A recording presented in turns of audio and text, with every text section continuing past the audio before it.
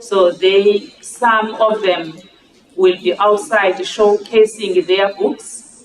You can go read those books, because the teacher does not have one book. A teacher needs to have about 4 to 5 books so that he will be able to deliver the right content. We are honored. We are having you today, and thank you for honoring this call to attend academic or occupational skills conference of Elangeni TVET College. As we convene, we do so under the theme renewal, rethinking, and raising Elangeni TVET College curriculum delivery. Conceptualizing and executing this conference was done against the backdrop of the Government Gazette Notice number 1391 of 2020, published in Government number 44031 of 24 December 2020. Of relevance to the TVET College sector, and this conference is Occupational Qualification Sub-Framework, which is comprised of 9 qualifications with occupational purposes, now paired at levels 1 through 8. In my position as a college principal, I thought it was important to create a meeting ground where we will bring together QCTO as the governing quality council and all respective college academic leaders and staff as the winds of change have begun to blow or have begun to blow. TVET College sector has undergone many restructuring processes since the democratization of South Africa. Most notable of this conference are the curricular reforms, which introduced the National Vocational Certificate in 2007 and the occupational programs that were linked to learnership and skills programs. Although national and certificates were already approved by then Minister Pando for phasing out under the Government Gazette number 31711 of 12 December 2008, because they were outdated questions about the implication. The Gazette outlines that the last enrollment date of first-time learners enrolling will be 30 June. To continue to offer the end programs beyond the set transitional periods will be unlawful, and thus we already occupying that skills center. We have a new skills center in Janga. I think those who are at Inanda have seen the workshop for aviation, and very soon, maybe next month, we will be able to receive the flight, flight helicopter. Yes, we are going to have the helicopter. It's not for decoration. It's towards where we are driving this thing to go, occupational programs. We are also going to start addressing next year changes daily. Education sub-framework of 2019. One of the 15 listed responsibility of an accredited skills and developments.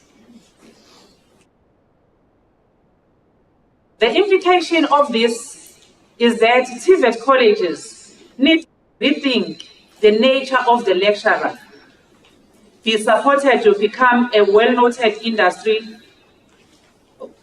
Okay, the nature of the lecturer and what qualities does a lecturer need to possess for 21st century teaching? How can the lecturer be supported to become a well-rooted industry professional to impact necessary skill set. What will the provision of human resourcing look like in the future? These are just some of the difficult questions that the sector and its authoritative and social parties will have to navigate while ensuring that the transition is not the detriment of its staff complement, both present and future. As we transition into the new, it is imperative to also reflect on the changing qualifications critically. This would entail being analytical of what worked and what didn't within the pre-2009 qualifications and assessing the promise of the new occupational qualifications sub-framework.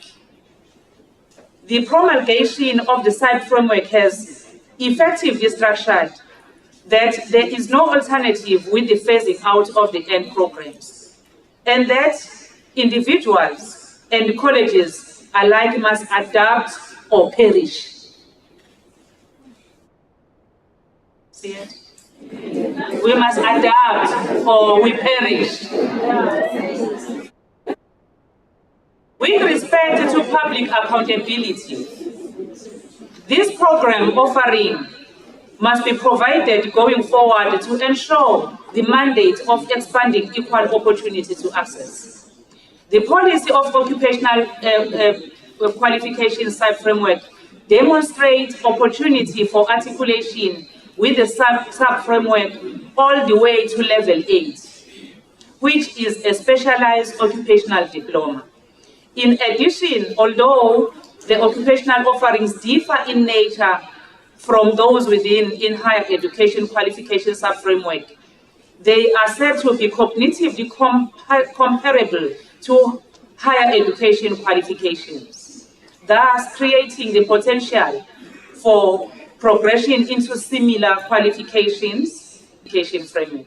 We hope that this parity of esteem will facilitate easier entry and absorption of TVET graduates who decide to pursue further education within the higher education qualification sub-framework, and not just in the 2021 policy provision of the occupational qualification sub-framework. Moreover, we note that completion of the lower levels of the occupational qualification community development,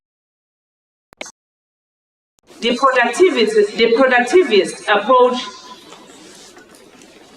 instrumentalizes TVET colleges' provision to attain to market needs, despite the significant body of literature which has pointed out the limitations and reductionism of neoliberal and human capital theory, which the TVET skills development drive is built on.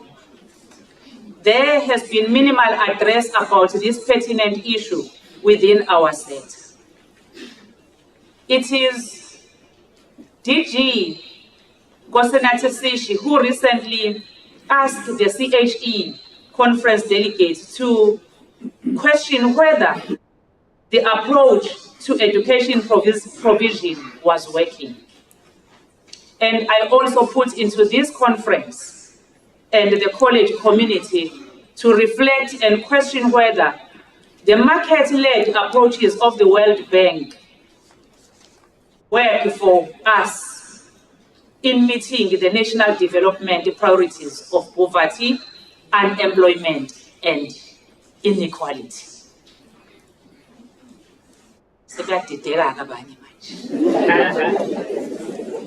As politics, but it's something that we need to look at.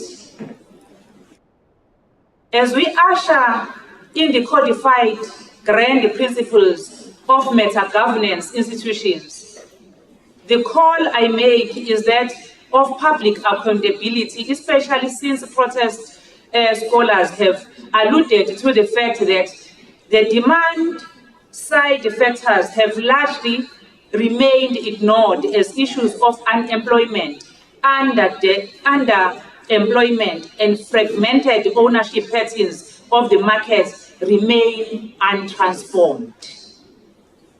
Item 5.7.3 of the 2021 policy on occupational qualifications sub-framework details that part of the soft skills must encompass, and the occupational qualification is a basic entrepreneurship. While in line with the 10 competencies of the level descriptors, this policy addresses pertinent issues of market access and share, while the third stream income, for an example, supplying eggs, the underlying market constraints. Considering the widened application of the Code of Good Corporate Governance to all organizational entities, including public education institutions, the third King report emphasized that businesses, or in this case, public institutions, that their company or colleges has had the economic life of communities in their catchment areas. It is under this that the academic project must also be evaluated for its material impact or benefit, not solely to the prescriptive offering of qualifications that will offer the most economic benefit to industry. The great development or the great developmental strides around the occupational projects and programs and its accompanying enthusiasm must not detract from the problematic curriculum reforms and generate market qualifications. Much like the occupation programs, the NCV qualifications were put in place to ensure relevance to the economy. However, as Blanche and Blitzer of 2018 accords, it did not enjoy universal support to industry, particularly its support for artisan training. Therefore, as we gear ourselves to embrace another market-led qualification, we would hope for the assertion that there is broad buy-in from industry, as this directly speaks to addressing the demand side factors and, moreover, the developmental goal of providing 30,000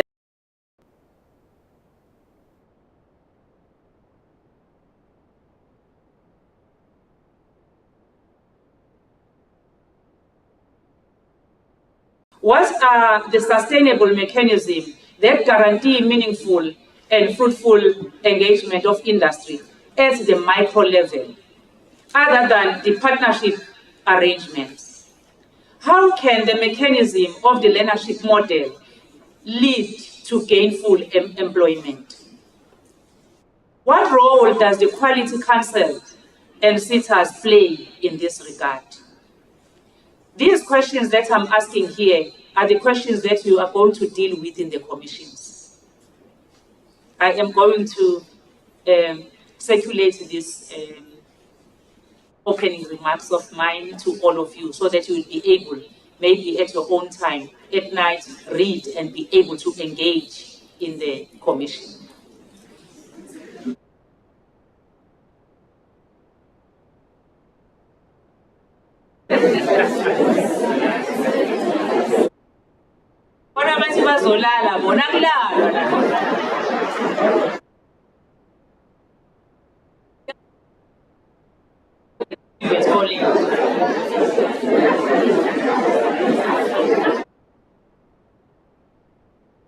Okay. The occupational qualification side framework also seems to promote the provision of part qualifications, which we see tend to furthering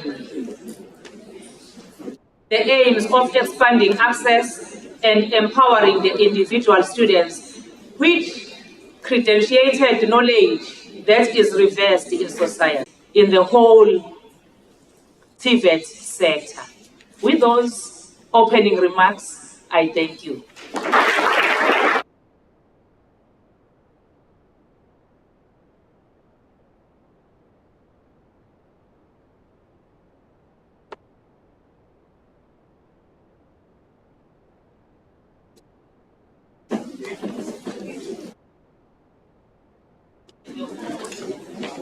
Madam Principal, thank you so much for the inaugural speech. And my takeaways from that speech is that you adapt or you perish. And that's the thing. And we are here making sure that as the college, we are proactive and we are forward-looking and we are outward-looking. And that speech is going to be very important, Madam Principal, as an input for our conversations that we are going to be embarking upon in those 6 commissions that we are going to be having tomorrow. In our midst, before then, can we also give another round of applause for the principal for this speech? In our midst, we have the regional office under the stewardship of Babu Ngubane, but he's not here. He's being represented by Mrs. Zandile Kumano, who's going to be coming on stage to give us a message of support.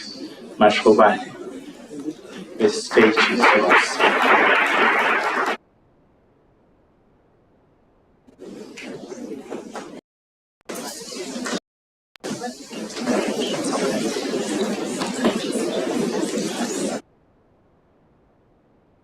I greet you all. Whoa, up here you look so beautiful. Just, clap hands for yourself.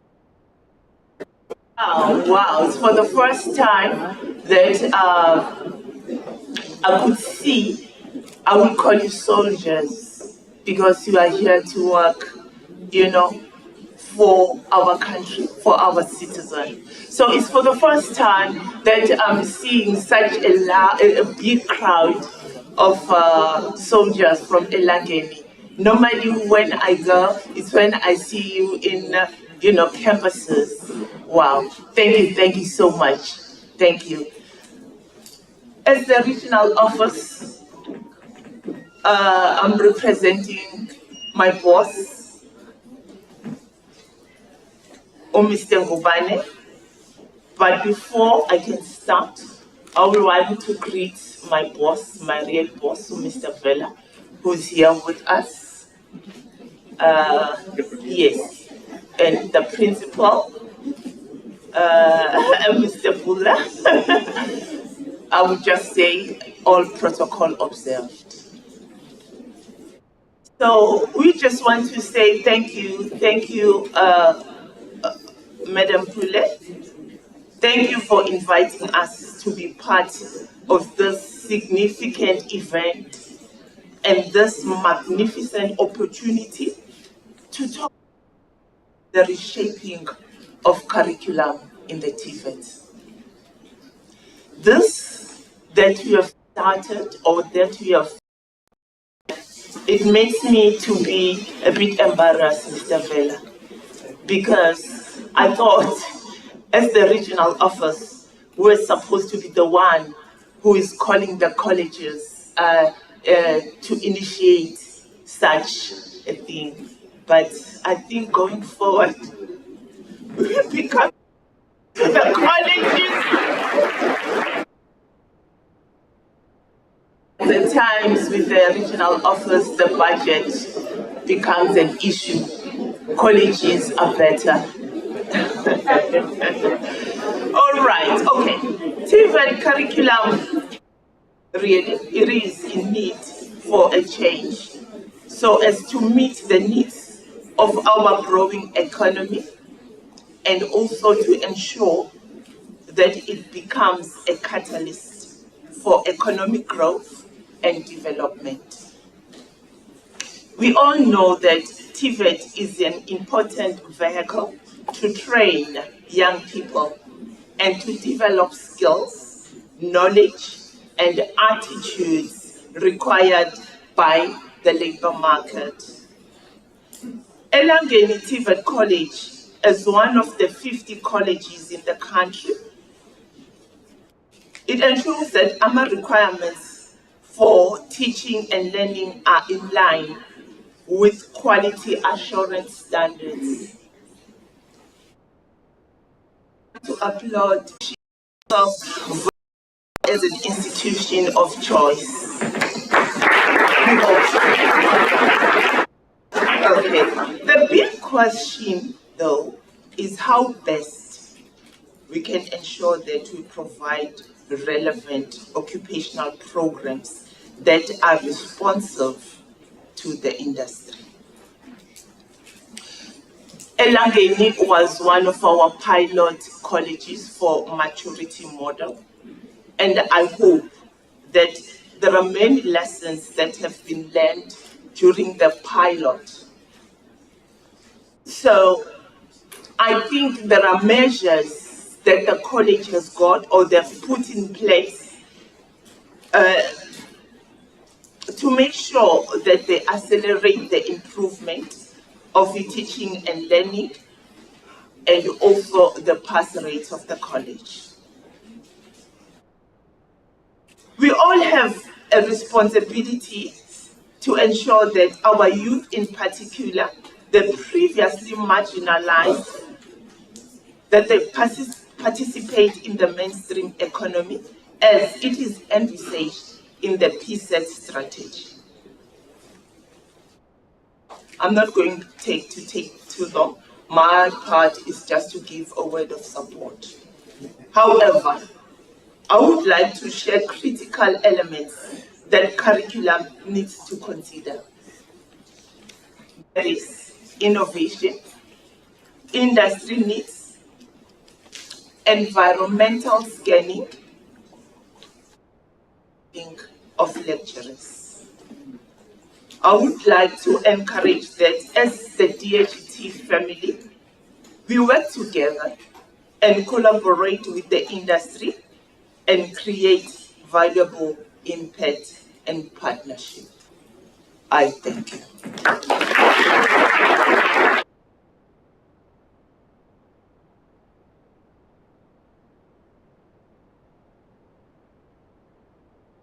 Another big round of applause for Mashovani. Thank you so much. That was profound in our midst. We have just been joined by Professor Wayne Hugo, who is going to be our keynote. We look at Professor to then address 350 people from Elangeni will be eagerly listening to you and making sure that whatever you will be saying, we're saying at Elangeni, this is the year of the dragon. The dragon. We don't talk change, we implement change. Times for talk and talk and talk, they have long passed. So this is the year of implementation. We've got the resources to implement.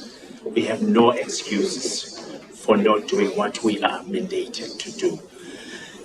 If Charles Pule from QCTO, who is going to be addressing us on the program introduction at TVET's impact and effects on the sector. Impact and effects on the sector. Olian is yours.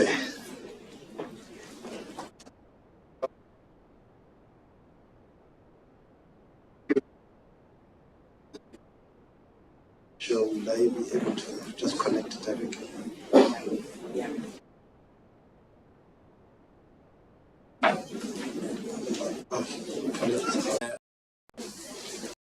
All other speakers that came before me,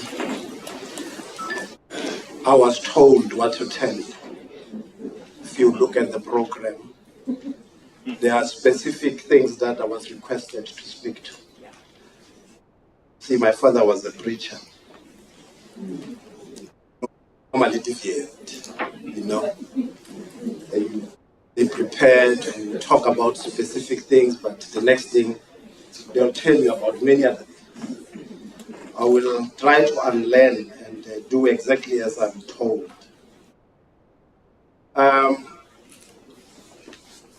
Principal, what a theme. You know, looking at the theme that you have chosen, it got me thinking. This thing's not moving to show.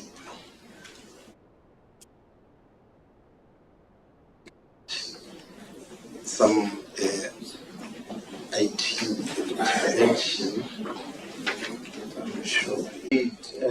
Colleagues, at a junction where we have to break free, you know, from the old and begin to receive the new. And I really appreciate the opening remarks or the opening speech by the principal, which speaks about things that are happening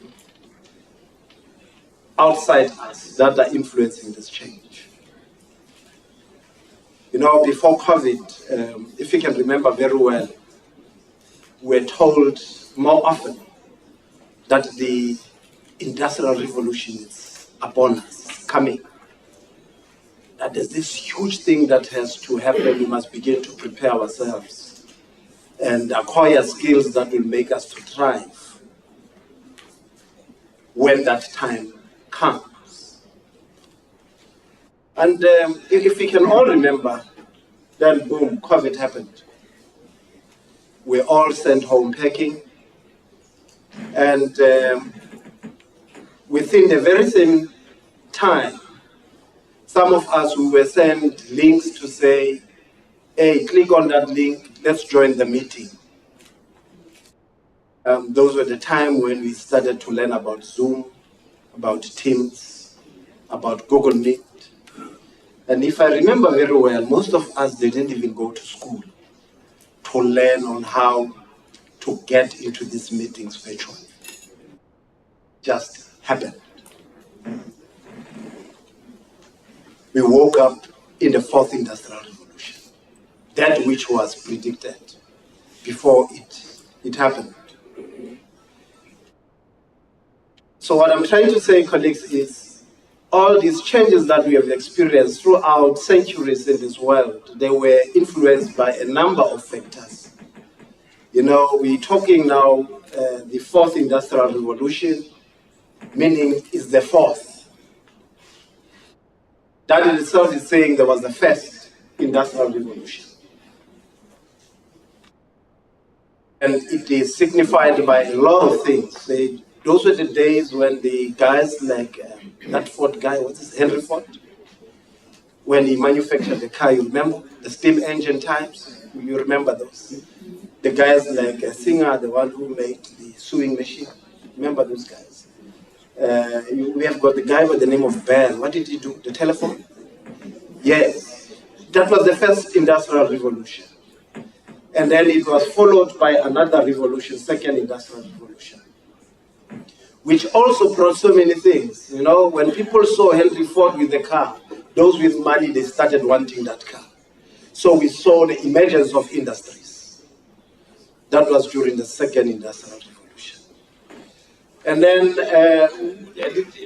within a number of other years, there was another change that came, the third industrial revolution. This is where we started seeing the emergence of technology taking a lead, you know, the 0.1. And then you remember we had those phones, before we used to have those phones, remember those that we used to wind? And then we transitioned, and then we had those that you will dial. Now we're exposing our age. Yeah, we have those that you will dial. And then, when we were in the third industrial revolution, we started seeing the phones that you will, you will punch the numbers, and you will be able to speak to the next person. But within the very same third industrial revolution, we moved to 0.2. Remember, we started seeing people using phones that were not connected to lines, like the ones that we were used to. You remember those days, colleagues. And within time, for the first time, we started seeing men fighting to be having small things than big things. We were competing about having smaller phones. And yes, And yeah, we wanted to move from Ericsson, we wanted to have smaller phones, Nokias, and yes, and now we have moved. I can say that David is, he knows that I speak a lot. And now we wake up now into the fourth industrial revolution, wherein the very same phone, we can use it for many other things. Other than phoning, we are able to do what? We're able to send messages. We're able to even send emails now. We're even able to video call. So all these changes, colleagues, that has happened there, they have got a bearing what we are going to talk about today. See, we have experienced all these changes. In our sector, not much happened in terms of things that were happening around us. We can easily go to some of our workshops and look at the curriculum that is offered vis-a-vis what is happening outside us. Right? You look at your automotive workshop, we're still teaching our students about carburetors, about alternators, about points, yet if you go outside and check the cars that are parked there, none of them are using that technology because it's an old technology. But the real question is, if we are still sticking to the old curriculum, are we really preparing our students for the real world of work outside?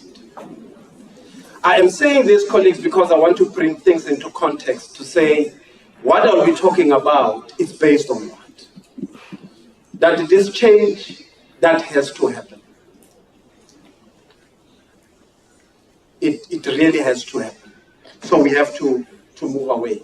Now, I'll be looking at the QCTO mandate. The phasing out, I'm not going to talk about a lot about it because Mr. Vele is here. I'll leave that for him. And then I will highlight on the priority occupational qualifications. And then I'll look at different qualifications that the QCTO is offering. And then I'll provide you with a summary. What this slide is trying to tell you about, colleagues, is that the QCTO is part of a bigger, integrated, coordinated, and articulated system. We find ourselves here with other quality councils. If you can look at this turquoise color. In the center, there's the Department of Higher Education, I think you can see there. And then up here, these are the providers. On this side, the turquoise colors, these are your public sector institutions. And those that I'm not sure whether it's maroon or red, those are your private providers. You see, we've got universities, we've got TVET colleges, we've got community colleges.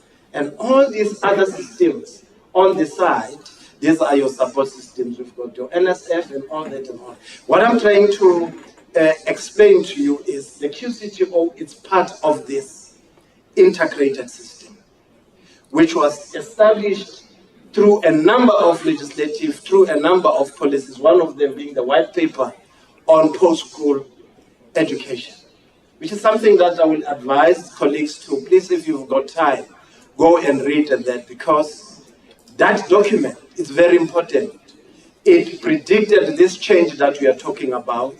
It also admitted some of the things that went wrong in the system. To say over time, there are changes that were made, but at the ultimate end, they were unable to reach to the kind of a learner or the kind of the student that we wanted to have. And then we have got another important policy, colleagues, that I will also encourage you as soldiers in the sector to visit, is the National Plan on Post-School Education and Training. It's a plan that the department is having for this sector to say, where are we going by 2030? If you can make time, please look at that. I wouldn't want to waste time. So the QCTO is one of the 3 quality councils that are out there. I think we all know this one, Umalusi. This is where we've been offering qualifications that were quality assured by Umalusi, like your NATED, your NCV, they will come and check if we are doing the right thing. And then we've got the Council for Higher Education, which is responsible for qualifications that are offered at universities. And then there is this new kid on the block who's 10 years or 11 years old this year. We will talk more about the QCTO. Our responsibility as the QCTO colleagues is to set standards and to develop qualifications within the OQSF. What is this OQSF? This is something that we are going to talk about. What you see there is the purpose why we are established. We are established to assist the department in terms of making sure that we produce skilled and capable workforce. Workforce, yes. We are responsible for qualifications that are developed by the industry for the industry, meaning the learners that go through these OQSF qualifications will be able to find workplace, will be able to either find workplace or to be self-employed. The mandate of the QCTO colleagues, it comes out of this, the National Qualifications Framework of 2008. That's what has led to the establishment of the QCTO. And these are the functions that you find. We're told that this is what we must do. We must be part of a single and integrated national framework, like I've indicated earlier, that we must facilitate access to and mobility and progression within education and training and career pathways. We must enhance the quality of education and accelerate redress in terms of some of the things that happened in the past. Those were some of the mandate. The other important act that has established the QCTO is the Skills Development Development Act, Section 2.8, which is telling us that we must establish and maintain occupational standard. What does that mean? We're going to develop this qualification, we'll assist the industry in developing the qualifications, and then we'll set standard and make sure that we maintain those standards. We do not drop them. We'll design and develop occupational standards and qualifications. We'll ensure that there's quality of those qualifications. I'm trying to rush somewhere, colleagues, where the essence of my presentation is. And then if you look at Section 5 of the NQF Act, it's also articulating some of the functions and the responsibilities of the QCTO. But what is important, what is it that we are currently doing? Or what is it that we've been up to as the QCTO since its establishment? We're out there creating what we call a dynamic occupational qualification sub-framework. What does this mean? You know, oh, that's so small. But this is how the NQF used to look like. I think we all know that, right? It used to be Umalusi there. No, it still is Umalusi there, which is responsible for general and education and training qualifications. It's a quality council for those. And then up here, it's your higher education qualification sub-framework, which is the responsibility of Council for Higher Education, right? This was the past. All the qualifications that we're offering, you will find them, they were there. That's your NCV, your NATED, that's hence the guys from Umalusi will always come. And we are mandated as a QCTO to establish a sub-framework that is responsible for occupational qualification, which is a direct departure from what we've been doing before. Okay? What you see here, colleagues, we'll share this presentation. It's your current NQF, your National Qualification Framework. It is now having 3 sub-frameworks, no longer 2 sub-frameworks. Okay? I've explained the 2 sub-frameworks, but now we're having a new kid on the block there. That is your OQSF. This is a new sub-framework. What is the importance of this sub-framework? This is a sub-framework that will be responsible for all occupational qualifications. What are these occupational qualifications? These are the the qualifications that assist young people to acquire competencies that are needed either in the workplace or for them to become entrepreneurs. Are we clear on that? Yes. Yeah, all the qualification in that sub-framework, OQSF, all of them, they've got O, occupational, meaning competencies, meaning skills. We must provide young people with skills. What does this mean for a TVET sector in general? It means a departure from this sub-framework where we used to be into this new sub-framework. Relevance. From the beginning, TVET colleges were established to service the industry. I do not want to go into that history. But those of you who remember very well that just before transition, just before 1994, students that were enrolled in TVET colleges, they will have to be endangered, as they had to be attached in the industry for them to acquire your trades or your red seals. That has always been the tradition. From 1899, that was the end of the Anglo-Boer War. 1901, that's when we had the Union of South Africa. Remember that? That's when the skills development regime started in South Africa. It's a long history, colleagues. I won't take you there today. But what I'm trying to drive home is these TVET colleges, since then, you will find them in the industries. The purpose was for them to prepare people for workplaces.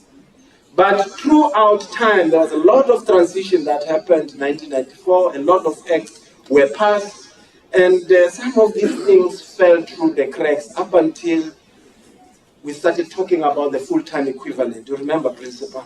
When we were told that from now on you will be funded on the basis of the learners that you will be, irrespective of them being in the workplace. So this was the massification of the education system in this country, to say we are now opening doors of learning to everybody. And then that's when TVET colleges started opening up for everybody. And the focus has always been on more on the academic side of things and less on the practical side of things. Remember, we lost most of the lecturers who were in the workshops. Remember that transition when lecturers were requested to remain with colleges, others decided to remain with the department when council took over. These are some of the things that I do not want to take you into. But a need was realized, colleagues, for those of you who were there at the time, during the NSD3, when the industry was saying to the minister, you cannot be calling us in this meeting and request us to make partnerships with TVET when they are offering qualifications that are not relevant to our needs. And that's where the real transition started, colleagues. When the minister requested the QCTO to go and sit with the industry to develop the qualifications. That was in 2016. That happened, that process happened, and it was piloted with the Centers of Specialization from 2019, 2020, 2021. That's when we had an evaluation of the Centers of Specialization. And you know what the industry said? After this qualification, and they said, this is good, this is what we've been looking for. Why? Because these qualifications were developed by the industry for who? For the industry. Why is this important, colleagues? It is important because we will be offering qualifications that will be preparing our young people for the real world of work. These qualifications, they are new in the sense that they are talking about things that are happening currently in the industry. Not the points, not the radiators, and we have transitioned. And I understand the importance of this conference, Principal, to say our lecturers must begin to understand where this transition is coming from and where we are going. So it's a departure from the old to the new. And why are we moving to this new, colleagues? It's because of it in terms of the kind of a student that will be producing. It will be a student that the industry is expecting, not the current. Okay? Let me move. So our strategic imperative as the QCTO is to ensure that we develop and quality assure occupational qualifications that have already been developed. And we have also adopted as a QCTO a special focus on TVET colleges. Why? You see, because for the first time, TVET colleges, we were there with schools. Eh? We never had our own home. Eh? Yeah, that's why when those guys from Umalusi, when they walk into a college, they will be like, why there's so much disruption? Why are students not wearing uniform? Why are they outside? Why are they? Because they didn't understand how this sector is supposed to. They will compare TVET colleges to schools. So for the first time, TVET colleges are having their own home. When we come to a TVET college and we find students in class, we will be shocked because we're expecting them to be in their workshops.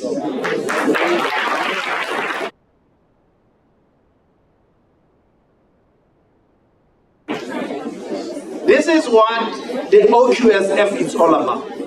It's saying we are now moving to the right space where we're supposed to. We are no longer a Cinderella child, you know, because we used to belong where we were not welcome. So for the first time, we are having our own home. It's called OQSF. When people ask you about this, you must say, that's my home as a TVET college. So that's where we are transitioning. So that's what we've been doing, colleagues. We've been motivated by one thing. Say, you read all over, you know, when SAs, the South African states comes out, we'll be told about that there's this huge skills gap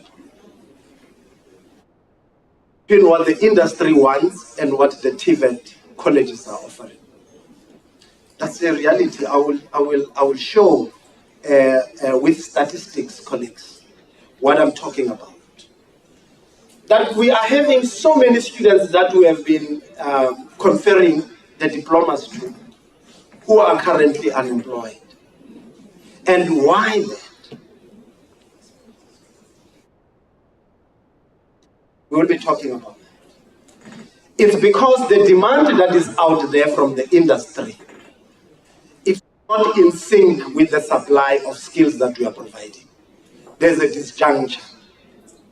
You see, Toyota, if you want to establish a relationship with Toyota, here, they will tell you that we want learners who have done mechatronics. We want learners who have an understanding in terms of their learning of how a hybrid car looks like and how it gets maintained. But we go to our workshop, what do you find? Find all those old technologies that are no longer a requirement by the industry. It means the learners that we are producing are not in sync with what the industry wants. It's not only, I happen to speak to automotive, but this is applicable to almost all of our qualifications. There's that disjuncture.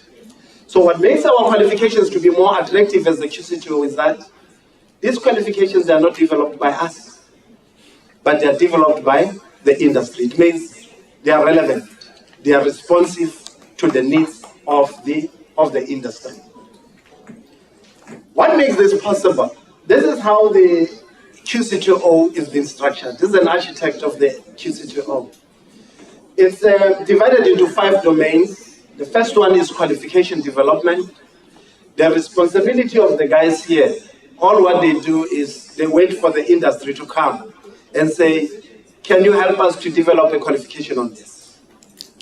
And then they act by assisting the industry in terms of developing the qualification. When they develop a qualification, colleagues, in that qualification, there are specific requirements. The industry will tell that this qualification, it must be offered in this kind of an environment, in this kind of a workshop. This workshop must have this machinery, it must have these tools, it must be laid out in this particular fashion. And again, they will also prescribe as to who should teach this qualification. And all these requirements, you find them in the curriculum document, the one that gets produced when a qualification is developed. So our curriculum document will tell you what are the physical requirements, how should a workshop be like, what kind of, whether it's a hair salon, whether it's a kitchen for a chef, it has got those prescriptions. It even tells of the highest level of qualification that a lecturer should have for him or her to be able to offer that qualification. Are we together, colleagues? Yes. So you find those things in the qualification that gets developed here. Once a qualification is developed, then come these guys. This is where I come from. Accreditation. These are the guys who will come if you apply to offer this qualification, like Mem is saying, that you are now moving into the aviation space. The moment you have received that helicopter, the qualification will indicate that for you to offer this qualification, aircraft maintenance, you must have this type of an aircraft, it must have these twin engines, it must have, do you understand those kind of things? And this qualification should be offered by this person in this kind of an environment. That's what the curriculum. So when the guys come to accredit you, they will look at all those requirements to say, do you meet the requirements? And the requirements that you find in our qualifications, colleagues, they are in line with the industry standards. The things that are called industry standards. One of such standards that I normally would make an example with is that if you were to offer a qualification like a rigger, oh no, let's leave rigger's bit. Let's look at electrician as a qualification. That I'm having this wrong. I'm having it right. Our qualifications are called after the person that we want to produce. So we no longer have an electrician. Eh? No. Eh? What are we having? Huh? Electrician. That's the name of the qualification. Because we intend to produce this person. Plumber. Is that what we are aspiring? We call that qualification that thing, plumber.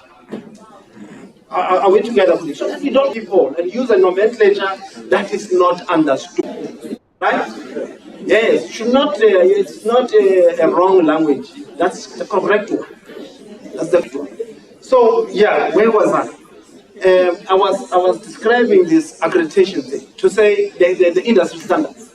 When you were to do electrician as a qualification, one of the industry standards is that you cannot be colorblind. Can't be, because you're going to mix the wires. Eh? Yes, you can't. You cannot do a rigger. You can't. You can't have a person who wants to become a plumber and then is claustrophobic. Because you work in confined areas and all those kind of things. So these are some of the industry standards that get prescribed in some of these qualifications. The question is, how are we going to know if a learner is claustrophobic? And this is where, Mr. Vela, we are coming in to say we need to review the student support. All the students who will be doing these qualifications, they have to go through the medicals before you avoid the problem that we are having with that power station there. Remember the one that is failing to come up. We don't know who, you remember the explosion. It might be one of the students that we've been enrolling because we never tested the students. We just put them into programs and give them to the market. You see? And there's a lot of things that has happened, colleagues, that if they were to be investigated, they will come back to us. And I think, who is our product? Yeah. So we accredit the qualification according to the requirements, as stated in the curriculum document. Right. There are those that are also. that there is a document that they know the colleagues, they are the ones who are applying for accreditation. That is called learner material metrics. That is a very important thing for me to share with you. Because with that document, we are saying for the first time, we are recognizing your profession as a lecturer.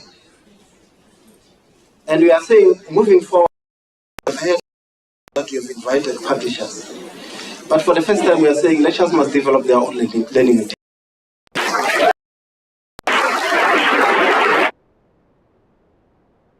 In terms of that, colleagues, and I normally use this example, that I've got a friend who is a publisher who's been writing books, and he's an first language English speaker.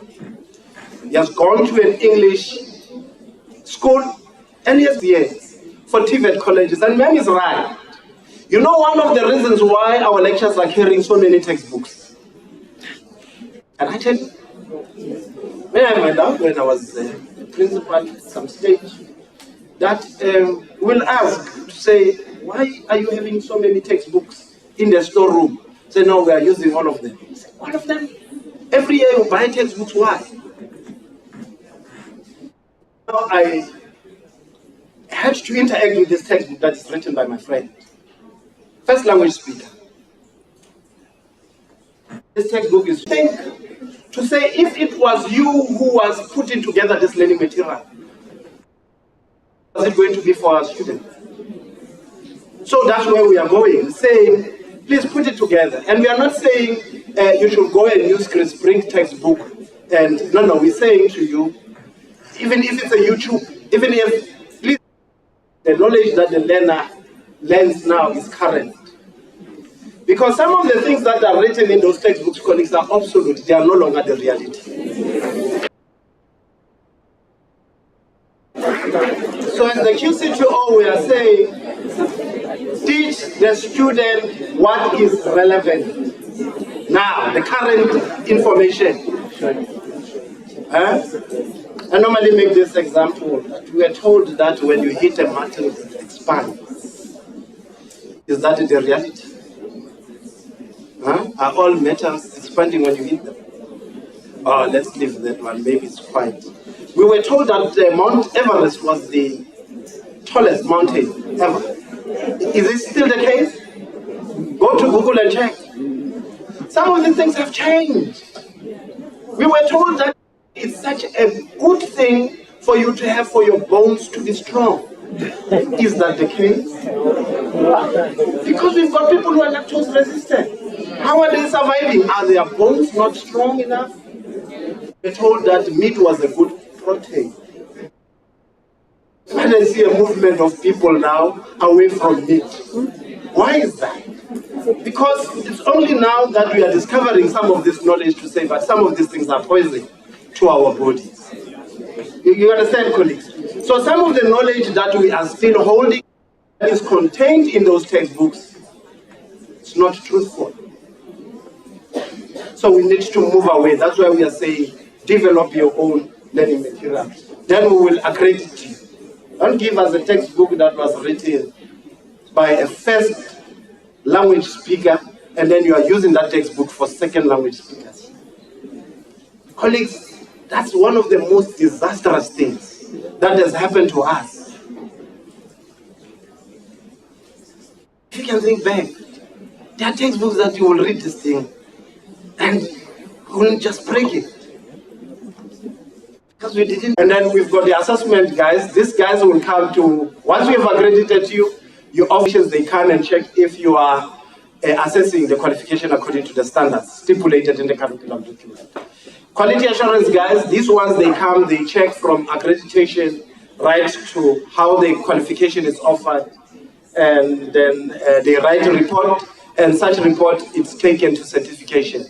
The moment you send the outcomes of the learner to QCTO for certification, those outcomes will be related to the report that was done during the moderation. So what makes it easy for for the QCTO to be able to respond to the needs of the industry, it's how the organization is structured. So we've got people who are on guard, always waiting for the request from the industry and the right qualification. They start with program development. And in our instance, it is the one that is motivated by the industry, and then it's followed by accreditation. Once we have accredited you, this is the most important stage, the gray one there, which is career guidance and management. So when it comes to occupational qualifications, colleagues, it's not business as usual. You're not going to, we know that most of our learners will come to TVET colleges because there's NASFAS, because there is, because they were rejected, and then they come, and because we are running short of numbers, we enroll them, and all those, but not with these qualifications. With these qualifications, we are saying to medically check if the students are okay. If it comes to a push, put them in a real work environment. Because we are saying, colleagues, with these qualifications, we do not accredit you if you do not have placement opportunities for those learners, which is key. The industry is central. Because remember, you're not just going to offer qualifications because you wish, like offering them.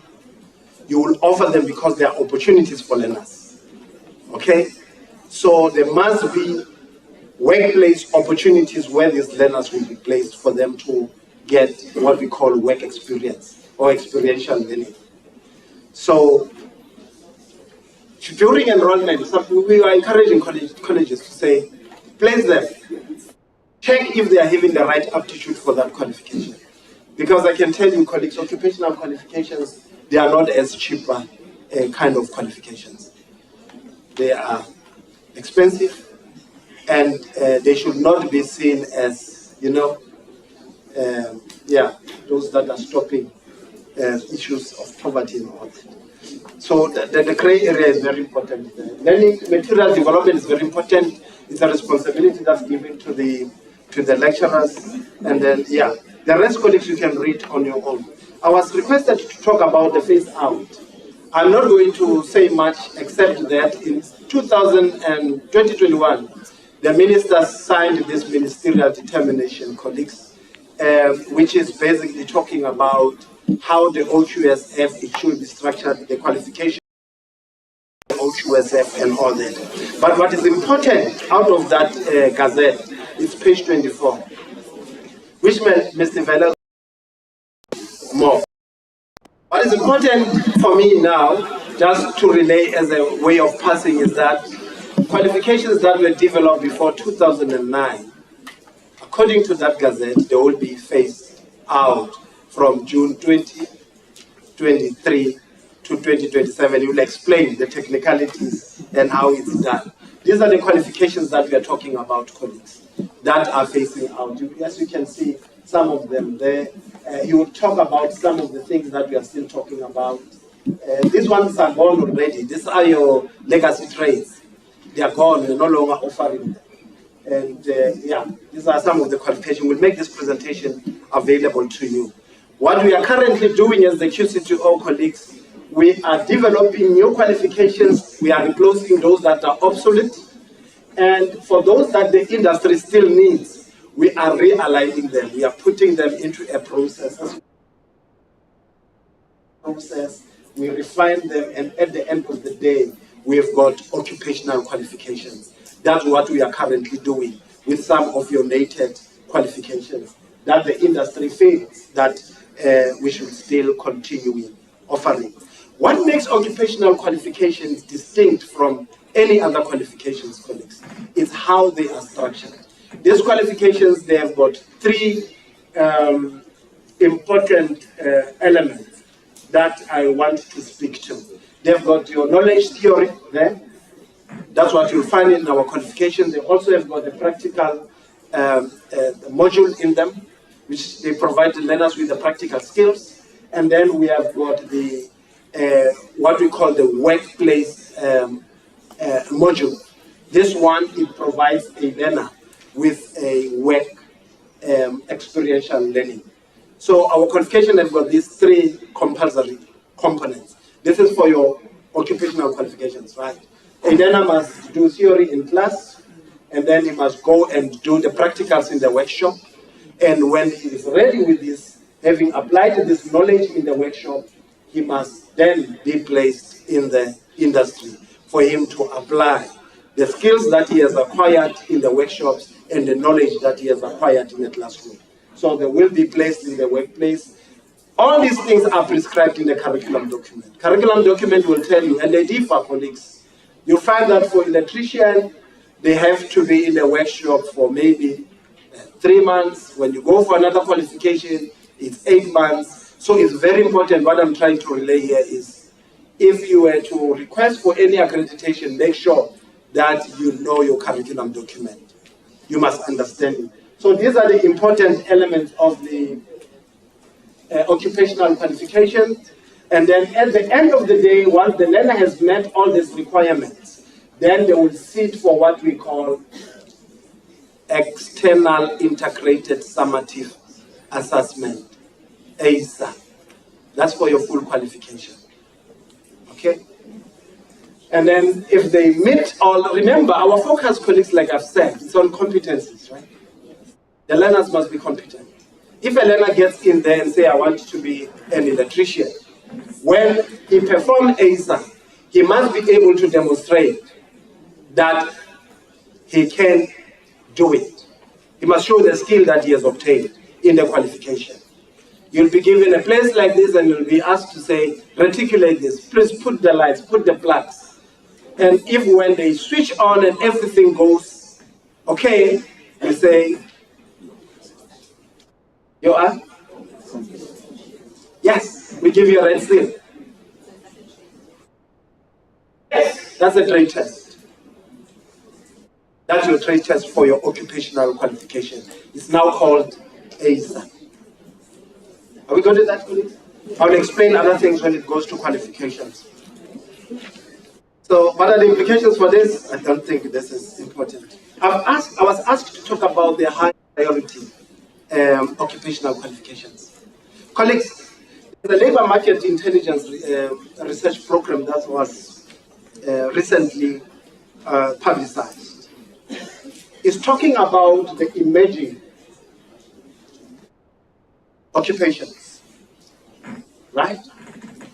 This is what is happening. This is what the world is influencing us. You know, we're talking artificial intelligence. We're talking all these nice things that are happening around us.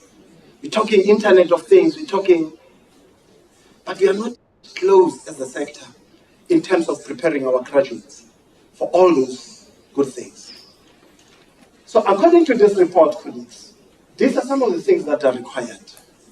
The skills that are required, like your process automation specialist, data analyst, social psychologists.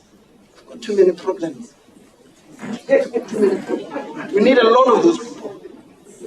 Management and organization analysts, business development professionals, big data analysts. These are the new things that are required, according to this report. Question is, are we here yet? Those are the skills that are needed. You know, we're talking 21st century skills. There they are. A learner must be able to be analytic, must be a problem solver, critical thinking, leadership, must be able to work with other people, must be able to solve problems, they must be creative. You see all these requirements. Some of them are embedded in these qualifications. And you'll see our qualifications get reviewed. You know, in 2020, we publicized automotive qualification, right? The one that was part of the course. In its implementation, the industry came, they requested a meeting with us, the RMI, this is our Retail Motor Industry of South Africa. They came and said that qualification is obsolete. Our CEO was like, how is that possible? You just wrote this qualification. They said, yes. Can you please look at this report from AA? It is saying by 2030, in Johannesburg, Durban, Cape Town, what was the other city? Pretoria. Percentages of people that will be driving electric vehicles are these. And we have seen in the recent media reports, colleagues, that people are buying more EVs as if we don't have a problem of load shedding. It's a reality that is happening. People are buying electric cars. So that curriculum, it had to be revamped, as we are talking now, to include the elements of electric vehicles. So that's how current our qualifications are, because we don't have control over the industry is the one that is making those calls. I'm going to finish, Chair. I will run through some of these things. So what we are trying to illustrate here, colleagues, remember we spoke about the mismatch, right? You see the skills here. This is what we are producing mostly. But this is what the industry wants. It's something on the opposite side. I will move to, let me make my point. Yeah. We are saying, you see the number of unemployed colleagues in 2021, quarter 2. Those that did business from universities, these numbers are in thousands, you see that? 80,000, according to that report. Those that did science, it's 17,000. Those that did education, it's 35,000. These are from universities, right? And then you can decide, these are ours. We have been producing 281 learners. These are statistics by 2021. 281,000 that we have produced who are unemployed. These are with engineering, 186 who are unemployed. So these are the total. Universities, 270,000 graduates who were unemployed by 2021. And these are the numbers for TVET colleges. We took a couple. 743,000, according to this report. What is the meaning of this, colleagues? I'm driving home. So what I'm trying to say to you, colleagues, is there is a match between what we are producing and what the industry wants. Let's look at a typical example in education. We have got so many educators who are out there, who are unemployed. But yet we are saying we need more teachers. What does that mean? Yes, we do have teachers, but areas. That's what this means. We have got them, they're having home economics,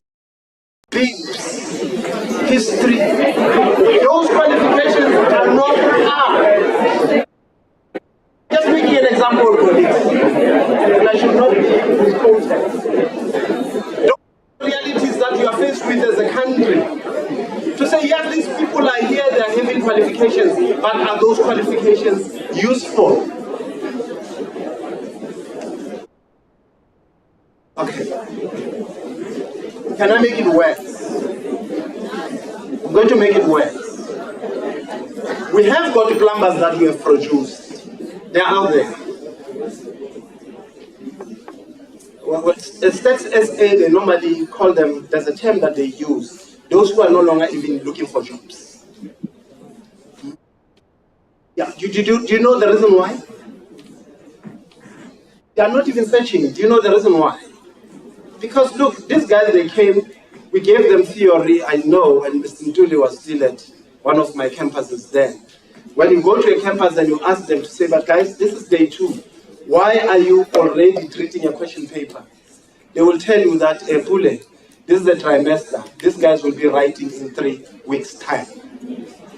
What were we doing? We're preparing the students for the examinations. Not for them to know. They are having the qualification because they memorize, but they can't find work anywhere.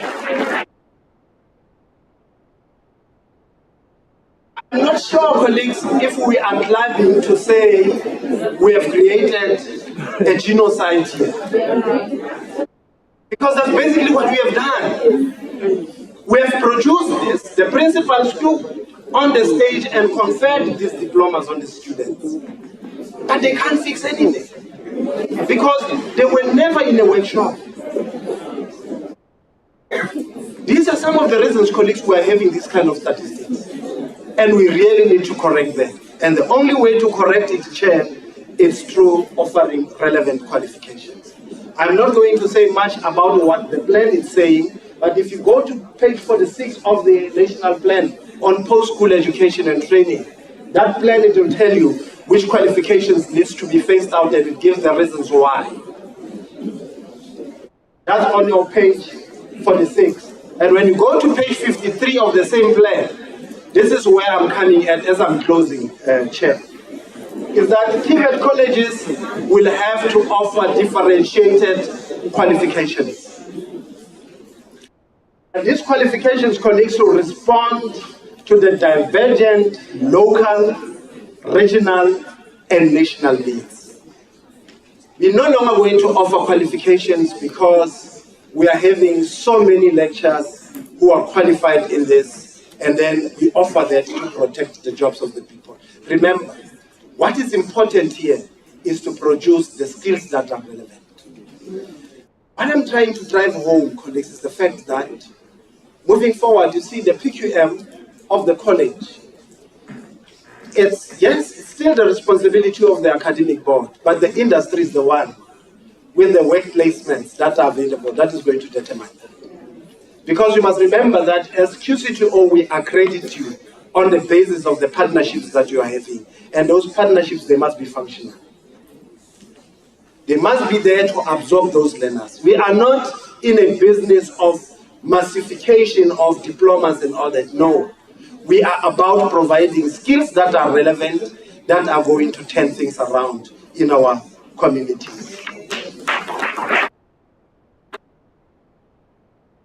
As I'm closing, I am showing you, that's what my father used to say.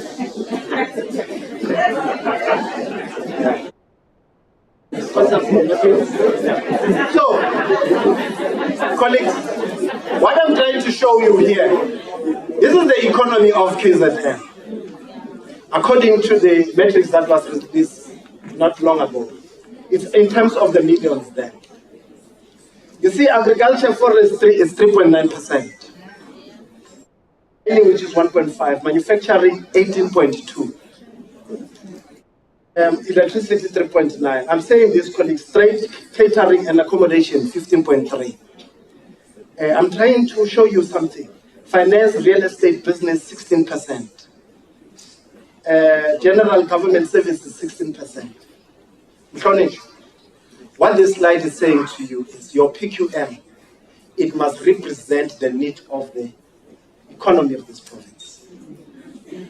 When we look at your PQM as a college, it must be addressing this.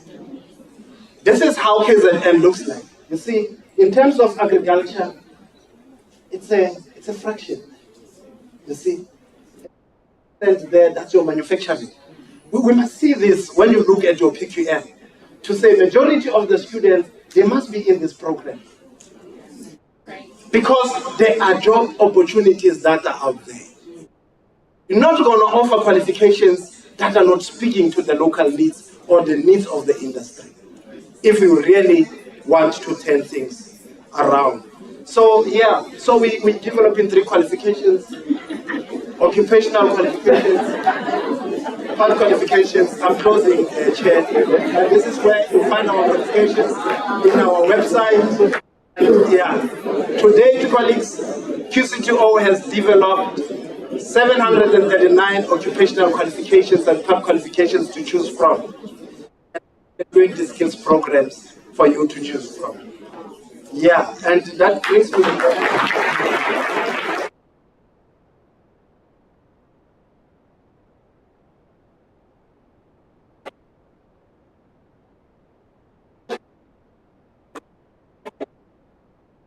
Thank you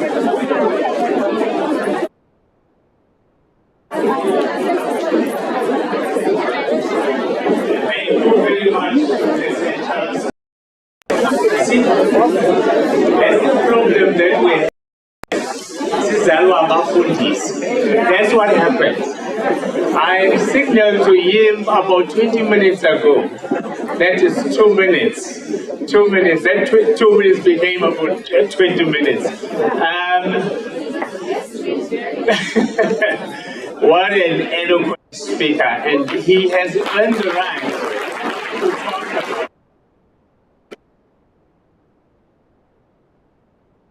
May I allow 2 questions? 2 questions from the floor. Neville, can I take 2 questions? Then we will have a handover session for a gift that we are going to be giving Mr. Charles Pole, and then we will move to the next item on the agenda, which is Mr. Vele from the DHT. 2 questions.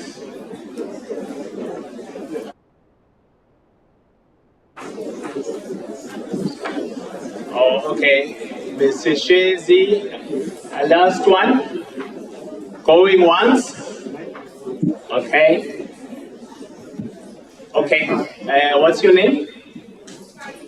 Twaita. Okay. Mr. Shezi, no Twaita. Neville, Sikali la Twaita. Oh, already to again, Mr. Shezi. You're on the floor, sir. Thank you very much. Maybe I don't know whether you said comments or it's just a question, because for me, I wanted to make a comment. The issue that I want to first is to welcome the presentation from this. And it's quite enlightening in terms of the changes that we're experiencing in the sector. Sometimes when there is change, there will also be resistance, which I believe can be objective for today. I deal with that resistance going forward. But I wanted to comment was on the basis that when he's painting a picture in terms of the first up to the 4th industrial revolution, he spoke about a carburetor. And for me, what is important is that in the system we may have educators that were trained on the carburetor. And what this means is that for us to be able to achieve what we want to achieve in these workshops or in these classrooms, there must also be a change in terms of their thinking, as well as the accelerated skills development that must happen. From that accelerated skills development, driven from a college perspective, but I also want to urge educators to position themselves and also take a lead or charge in terms of their own development. Because if the development part, you will find a situation whereby people in class are not delivering what they expected to deliver just because they don't know what is it that they need to do. So that's the first part that I wanted to talk to. And the last part is the will, that of the industry placement. I know for a fact that we are experiencing challenges when it comes to lecturers being placed in industry. Now is the time that all of us must then take charge of this and ensure that we will look for these partnerships. We engage and we participate fully in terms of the will, because if we don't do that, we also have the challenges in terms of delivering in the classroom, because we will be working with outdated information. Apart from that, I think as an institution, we need to work hard in terms of ensuring that our resources, the machinery that we have, is updated to meet the standards Mr. Pule has indicated. That's the comment I wanted to make. Thank you so much. Thank you so much. That is quite relevant. It resonates with our conversations that we would normally have in the SM meetings. Toyota, you're on the floor. Yeah, It's not a question as well, it's a comment. My comment here is to Mr. Kuledes, the presentation was very informative. At one point, I wanted to go to the loop, but I couldn't because it was very informative. I think it addresses the white paper on post-schooling because the white paper speaks a lot about the theory parts and the workshops and the existence of the TVET colleges because the TVET colleges simply exist because of the workshops and the practicals. So, that we are given clarity on what should really happen. And at some point it will happen, it does happen. And the economy, and as we are at a point where our economy doesn't need people that are going to be employed. It needs people that are going to employ themselves. I remember there was a time where I used to work where there's a problem with electricity or there's a problem with anything, where there was a time where we used to call the students to come and help the electricity. So I think our economy or the current times need students that we are going to teach students to make things for themselves, not to wait for the government to employ themselves. Thank you very much.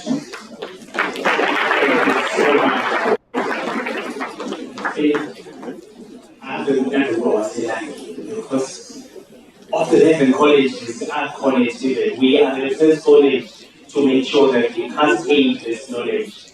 Then we are talking about is incumbent upon the lecturers to make sure that we instill their requisite skills and competence that their knowledge is transferred to our students to say you now need to run self-employment or family-owned businesses. Just like any other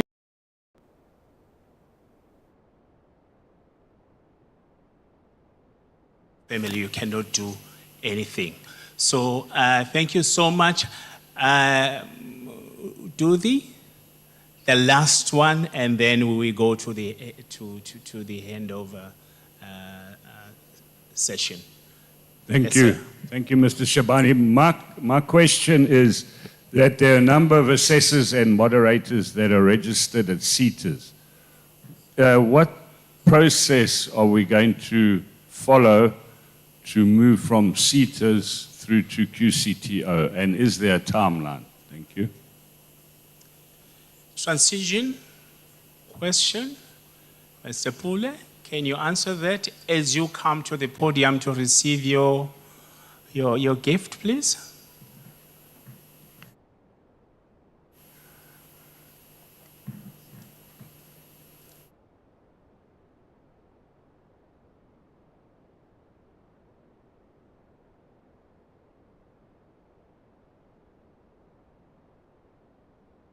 Thank you for the question. Transition from the CETAs to the QCTO. Yeah, I think that's something that I didn't explain. That CETAs now, yeah, we are in the same house, you see. If you are to apply for any qualification, I think the transition that you are referring to is unit standard-based qualifications. They are phasing out. Any unit standard base, together with those those that were developed before 2009, they are phasing out. Unit standard base will be replaced by your skills programs. And if you were to apply for any qualification that is developed by a CETA, that is quality partner. Those are our quality partners. That's how we refer to them. You'll have to do that through the QCTO. You're no longer going to apply directly to the CETA. There's a reason for that, colleagues. Is to make sure that whatever qualification you are applying for, it's current, That's what we are, when we say standards. We look at, I'll make an example. Somebody is applying for hairdresser. We've got two versions. We've got the one that is facing out, and we have got the one that was currently reviewed. So when you apply, we'll advise you that don't apply for this one, but apply for this one. Who is quality assuring hairdresser? Still services sitter. Though it's our qualification. Is that clear? Yeah, so some of these things, they require more time, principal, but we'll see them next time.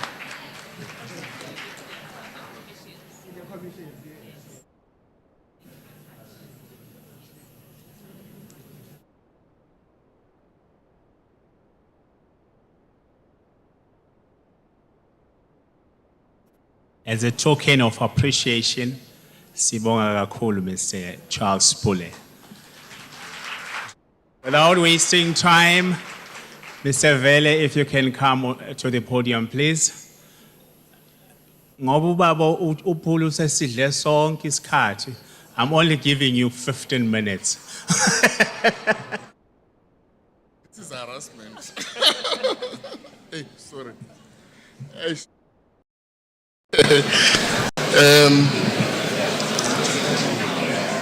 Yeah, I've given it to them.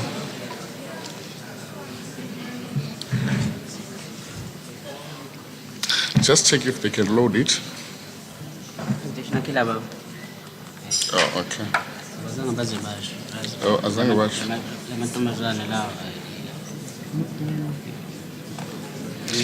Hey. Ngabantu nabo bayalibala. It's too much work. So I must put my stopwatch for 15 minutes. Yeah. Yeah? Yeah, that's the one.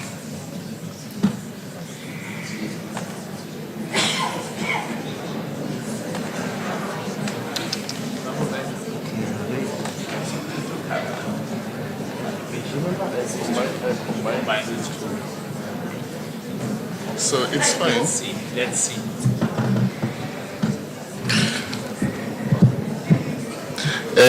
Good morning, colleagues. Good morning, colleagues. Okay.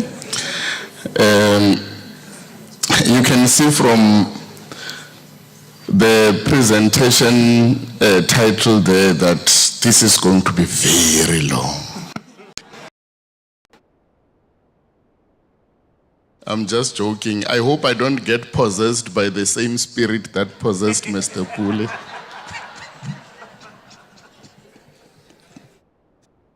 So I'm going to try to do this as quickly but as effectively as possible.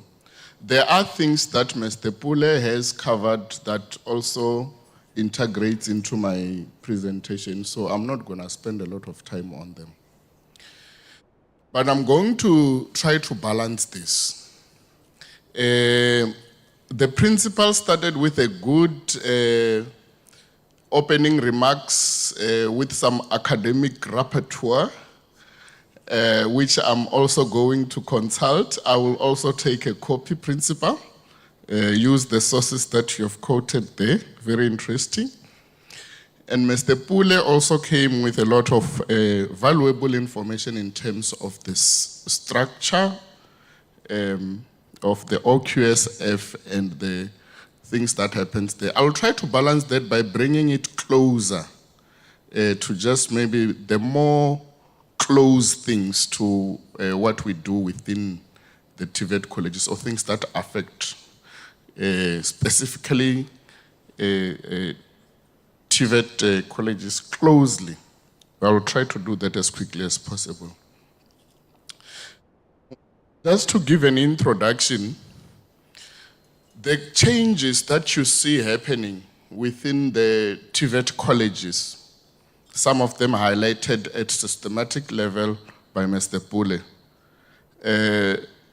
started some time ago, and the key moment for them was the Imbizo of 2017, where certain decisions were taken about what will then happen at TVET colleges with the transitions. In that Imbizo, there was one important thing that was then taken, which is the transformation of curriculum or the review of curriculum of TVET colleges to align it to the skills needs of industry and society. We must emphasize that. We don't develop the skills just for industry. So principal, we are not just productivists, okay? So we also develop skills for society, okay? So the focus of these curriculum changes are in 3 areas.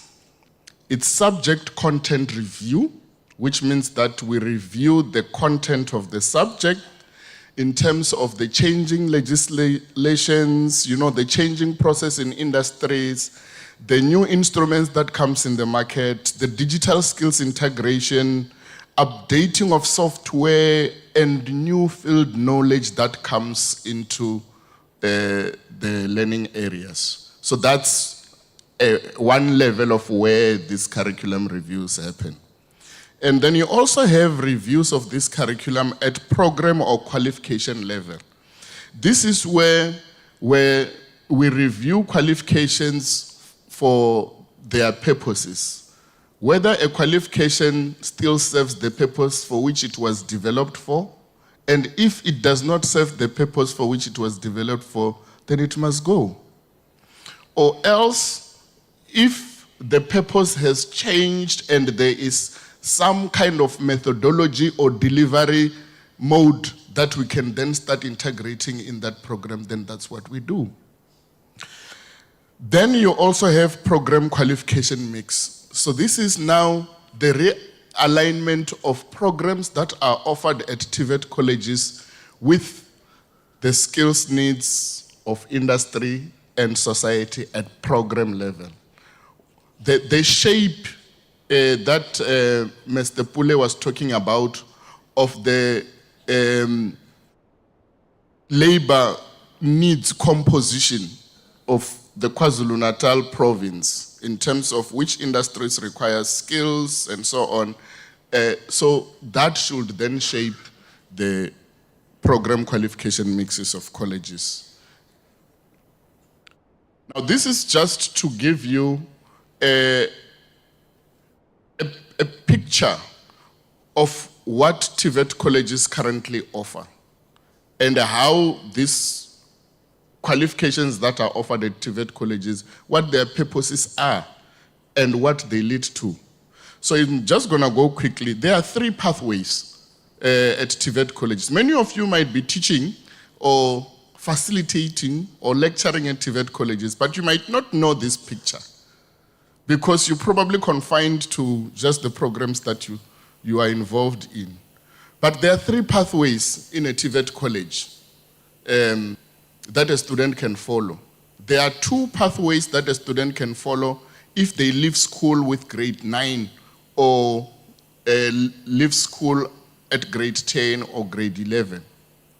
Now, the first pathway that a student can follow if they leave school with grade 9 or dropped out at grade 10 or 11.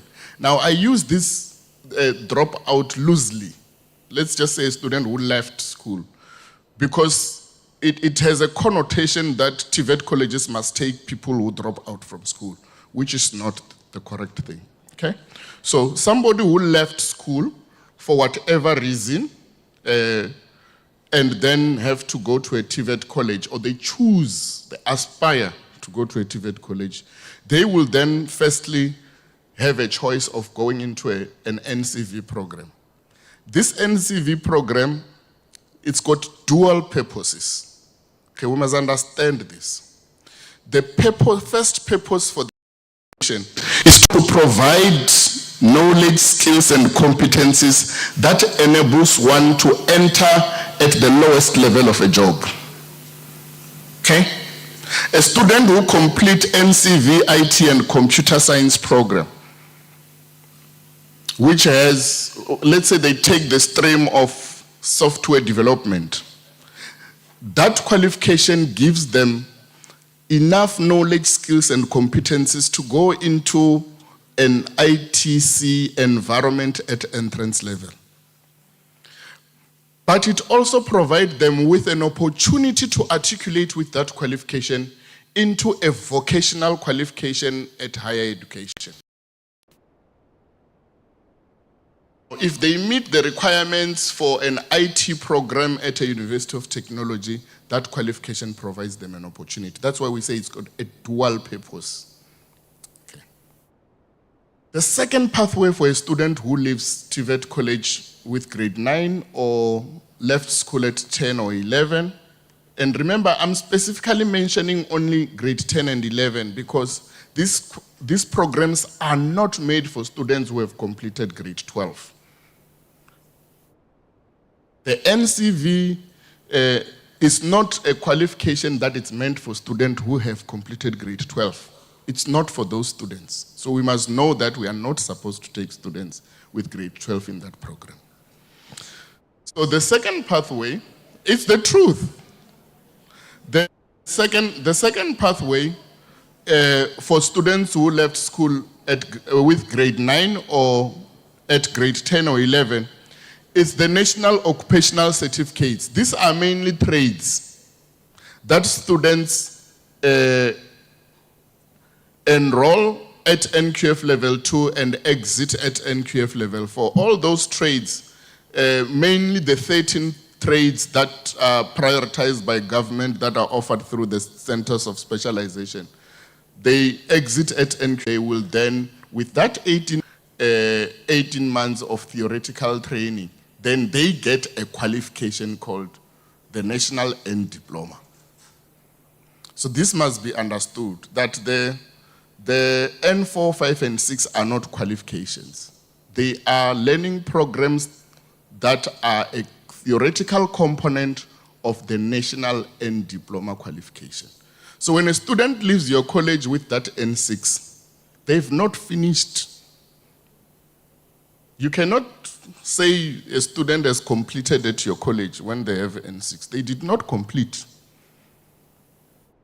They still have to do the 18 months in order for them to complete a qualification called the National End Diploma. Okay? So I needed to give that context. So there are pathways that they can follow in terms of progression and articulating upwards into other qualifications. Okay, now let's get to the other issues now. Now, there are 3 key developments that have happened that have prompted for these changes that we're talking about. Remember, at the background, we are talking about N1 to N3 transition, okay? So in 2015, the minister published a trade test regulation after consulting with the National Skills Authority and the QCTO in Gazette 38758. Now, in this trade test regulations, the following is highlighted: that an artisan qualification is defined as an occupational qualification approved by the minister for the purpose of certifying a person as an artisan. So it tells you that from there on, the qualifications that are going to be recognized for training artisans are occupational qualifications.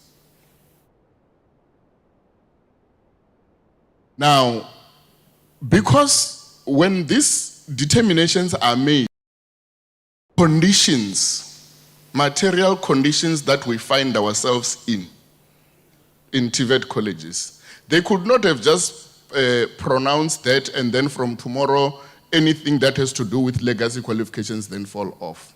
So they created things that are called transitional arrangements as part of the regulations of that as part of those trade test regulations. And in those transitional arrangements, they agreed that trade occupational qualifications which are not registered on the NQF, which are not occupational qualifications, will be deemed to be accredited by the QCTO until the occupational qualifications are registered. So what this meant is that as the QCTO develops the occupational qualifications that are linked to the trades, the legacy qualifications that used to train for those artisanal trades must then fall off.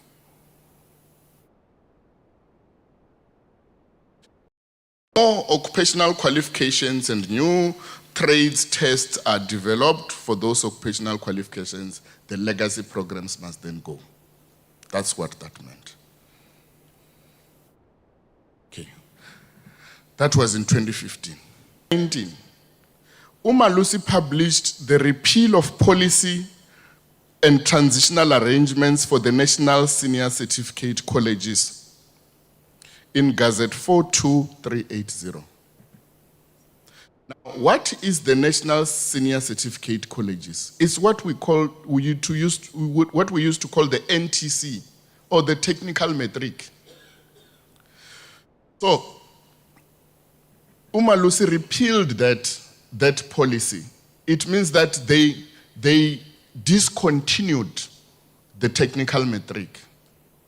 Now, it was not just discontinued because they felt like doing it. It was after a research that showed that metric of having 4 and 3 subjects and the 2 languages was not compatible. It was not comparable in terms of depth and curriculum comparison with the National Senior Certificate. So the research shows that it's got gaps. So it cannot be put at the same level as the National Senior Certificate, and it had to be discontinued. But you could see, let me show you, even maybe without even looking at the curriculum content itself. A person could go from grade 9 and go and start at a technical college and do N1, N2, N3 in 1 year. And then do the 2 business languages, business English and South Afrikaans, and then they have metric. You see? It could not work in the new NQF structure, where the FET band of grade 10, 11, and 12 with 6 substantive subjects at 20 credits each, and a 7th life orientation. Okay, it's also substantive, but it's not counted as such.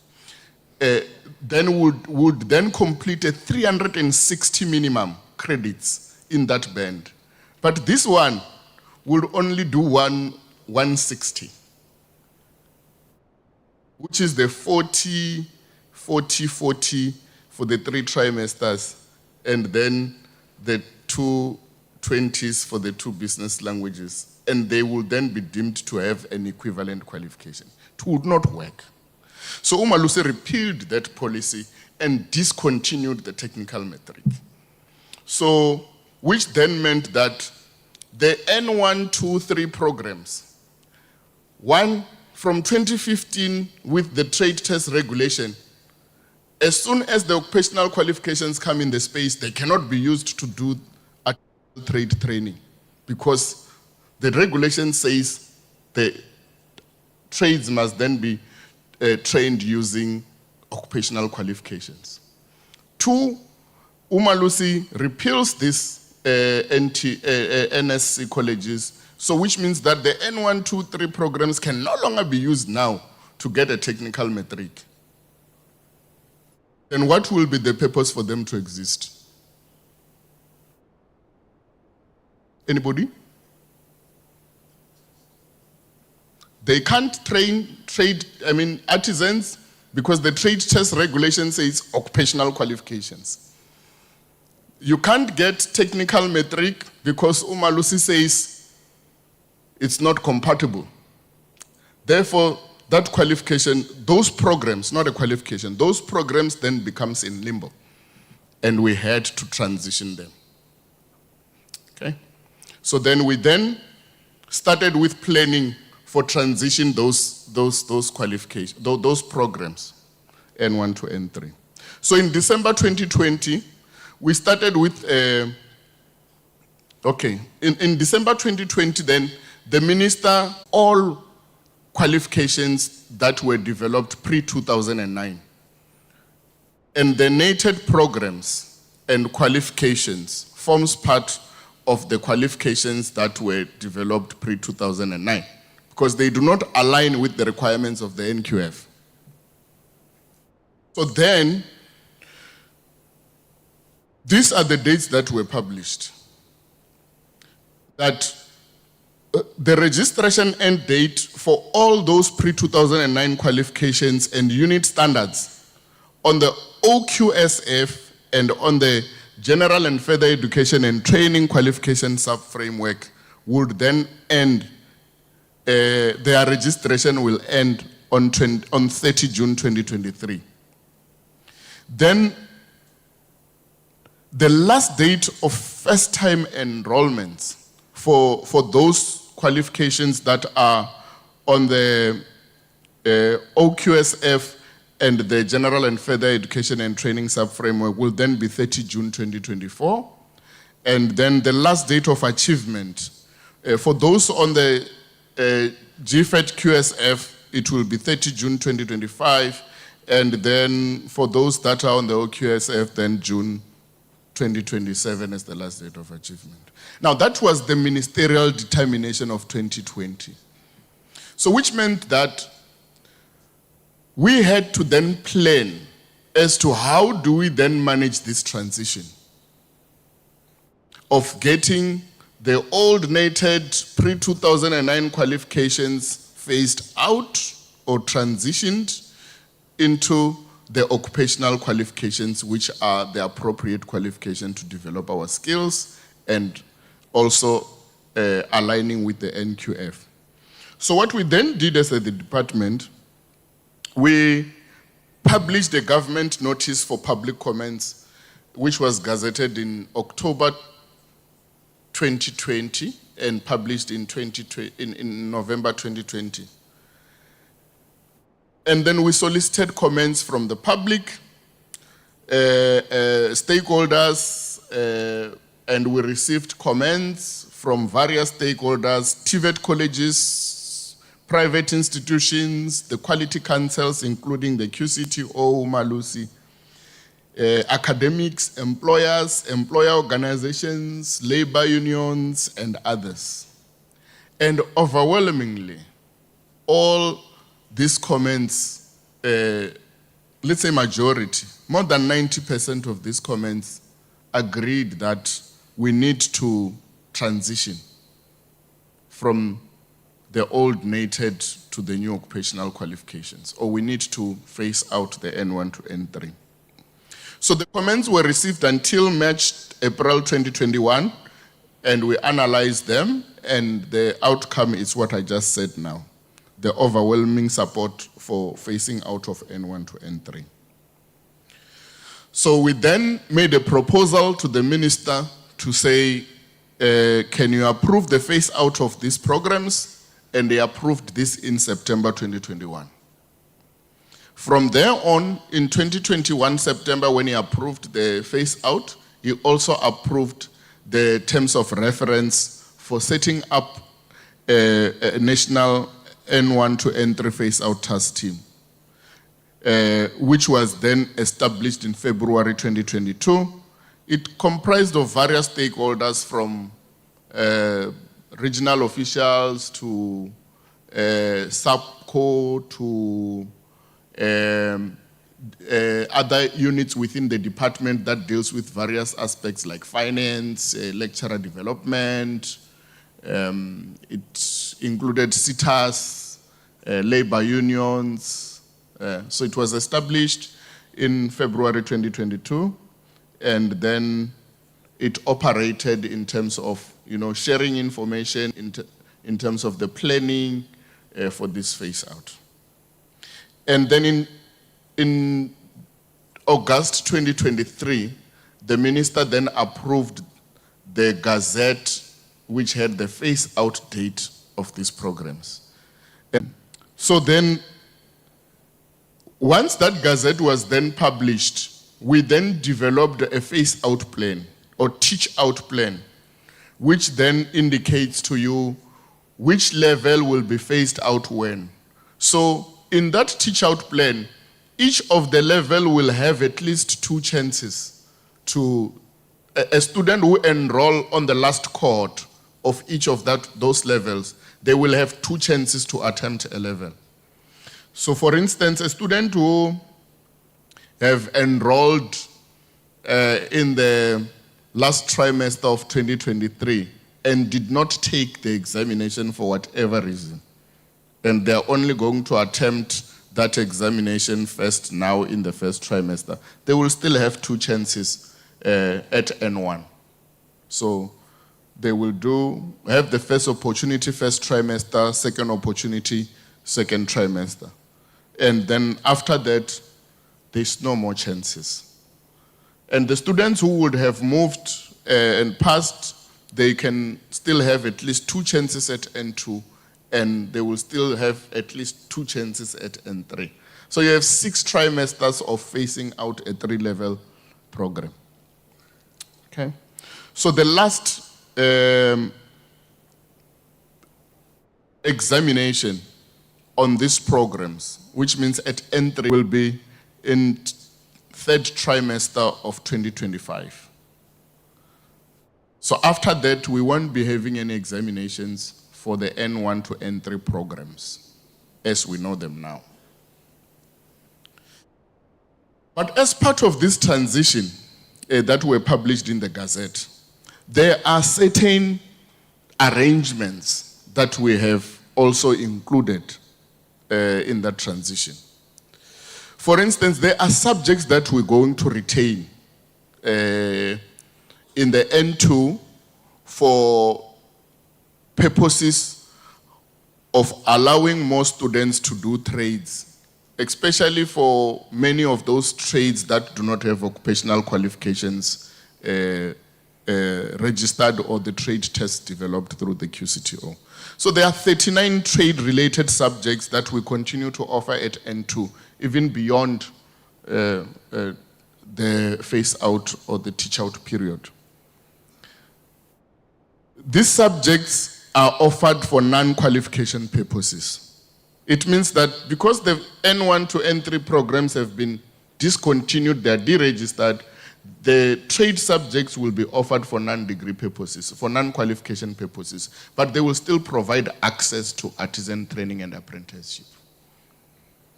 So we will only allow students or apprentices and workplace referrals for these subjects. So colleges cannot go and recruit students from the streets and offer them the trade subjects if these students are not linked to any apprenticeship program or any workplace. Because otherwise, we will be defeating the same purpose that we're trying to phase out these programs for. So we are now in the process of proposing for the amendment of Trade Regulation 1113A, which prescribes N2 certificate as one of the requirements for apprenticeship training, so that the statement of results is also accepted. The word certificate must then also accommodate a statement of result. So there's also other subjects that we have retained in that transitional arrangement for another purpose now. Remember, we have retained the trade tests, the trade-related subjects and to still keep the pool of artisan training and apprenticeship. But we have kept the other subjects for the purposes of articulation. We know that there are a lot of students who do not perform well in the National Senior Certificate or Grade 12 in mathematics, physical science, technical maths, technical science. But they will still, because we want to have a huge pool of people being trained in the engineering and ICT and robotics areas, these people will still need to have some kind of second chance for them to enter those areas. So we kept the mathematics, the engineering science, and drawing. There, it's only 2 that are listed there. But there's also drawing that we have kept, so that students or pupils who pass grade 12 with poor results in mathematics, physical science, technical maths, technical science, can still have an opportunity to do the maths at a technical and vocational education and training institution and get access into N4. Okay? Because currently you can take a student with, you can clap for that. Yeah. So it means that at N4, you are not only taking students with good results straight from grade 12, but you also have students that you can give a second chance with this program, and then they will then articulate into N4. And we continue to have more students doing engineering at TVET colleges. Program will only available to students who have completed grade 12 and have poor results. So it's not going to be available to students who leave school at grade 10 and 11. It's only available to students who have passed grade 12. They have poor results in mathematics, science, technical maths, and technical science. They can then have a second chance here. Not students who leave school at grade 10 or 11. Those must go to the NCV or they must go to the occupational certificates. Now, I just wanted to highlight some of the things that we will have to consider as a college in terms of impact of these transitions. So I have classified it according to the various groups. So the impact of the phase out for students, it means that we need as an institution to communicate with our current students and prospective students in our marketing material about the phase out. The duration of the phase out, we need to have academic and student support for the students on the pipeline so that they can then complete efficiently. And we also need to be talking about options for students who remain after duration of phase out.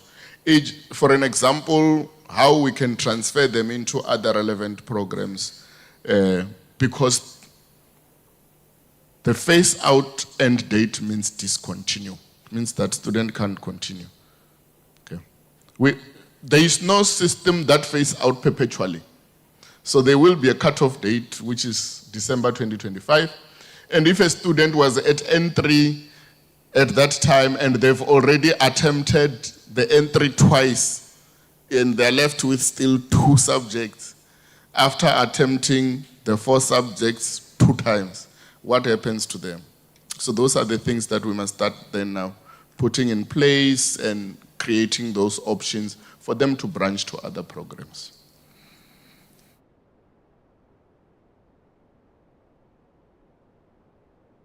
The impact on academic staff, which is people who are sitting here in front of me. So the transition will have to manage teaching loads. As we phase out other programs and bring others in, it means that we have to manage the teaching loads, reallocation of work, upgrading of qualifications, because some of the qualifications that are coming in will require colleagues to upgrade their qualifications. Reskilling, which means that the opportunities to be skilled in other related areas of programs that you were involved in should then be available. And then in some instances, when the PQM of campuses change, then you might also consider transfers. Some staff might be needed to transfer to other campuses out of choice and maybe out of other processes. But these are the realities that will then happen. The impact of phase out for the college is the planning for the phase out in terms of your staff complement, your program qualification mixes, staff attrition, and all of those. Identifying replacement or additional programs when the old goes and the new comes in.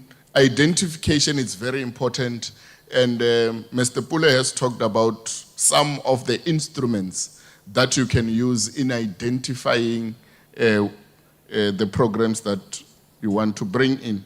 Management of phase-out process in terms of the students, numbers, where you direct them in terms of new programs, and the lecturers. Of resources to support the phase-out and phase-in of replacement or additional programs is also going to be key in terms of funding from the department and also prioritizing within the colleges. So these are some of the instruments that you can use in identifying the programs to offer. Occupations in high demand, which is published every 2 years. The South African government priority sectors, which are published through the labor instruments. Critical skills lists, the South African economic reconstruction and recovery plan. You can also do your own feasibility studies of where the colleges are situated to determine what the service, the colleges have to make. Okay, we've done that.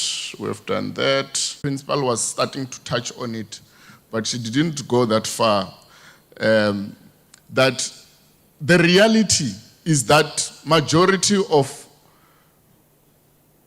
lecturers who are teaching at TVET colleges are not suitable for TVET colleges. It is a reality. 6 and they are a lecturer college. Okay?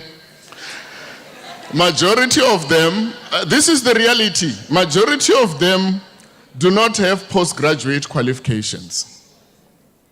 Now, this is not an indictment on anyone. As the department, we do this research and this assessment so that we can find ways to make the system. I'm going to give you a scenario. You have a lecturer who's teaching in the electrical engineering program.